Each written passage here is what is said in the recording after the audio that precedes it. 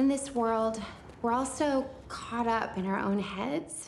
It's easy to lose sight of what's real. With the launch of Season 3 of dark satire Black Mirror on Netflix on October 21st, and the debut of the often wonderfully absurdist Dirk Gently's Holistic Detective Agency on BBC America on October 22nd, it is fair to say that a British invasion of sorts is hitting these lands. And I say surrender now, my countrymen and women, because both these shows are winners. As good as Season 3 of Black Mirror is, and it is very good, it's doubtful that the Charlie Brooker created series will ever top the notoriety or sheer visceral jolt of its 2011 Season 1 debut episode, National Anthem, that had a UK Prime Minister forced to, well, fornicate with a pig on live TV to save the life of one of the royal family.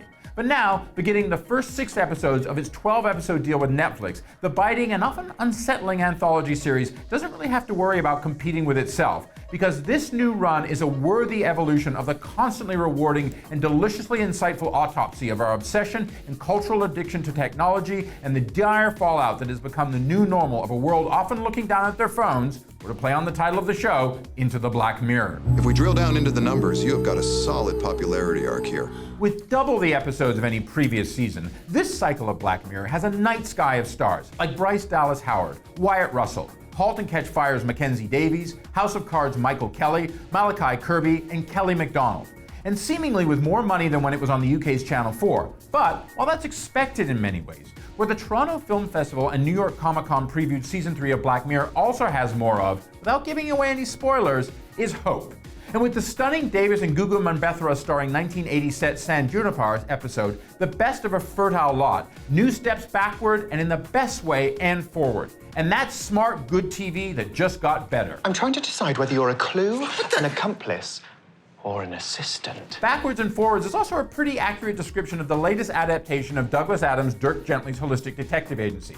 Now I have to say, as a huge fan of all things Adams, and especially the Dirk Gently books from the late 1980s, I might be the worst person to review the Max Landis written 8-part TV series that premieres this weekend.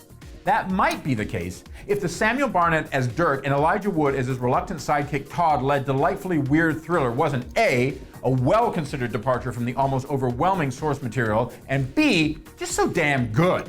Starting off with a murder and a black cat, as these things really always should, this tale of a less-than-by-the-book detective, which I assumed you've picked up on by now, pun intended, has a great line of, I believe we have an undetermined thread out there that is the axis in many ways of eccentricity from which all things flow here.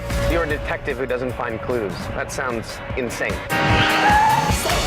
And by all things, I mean a top-form Woods, who, as he revealed in FX's Wilford for 4 seasons, thrives on TV.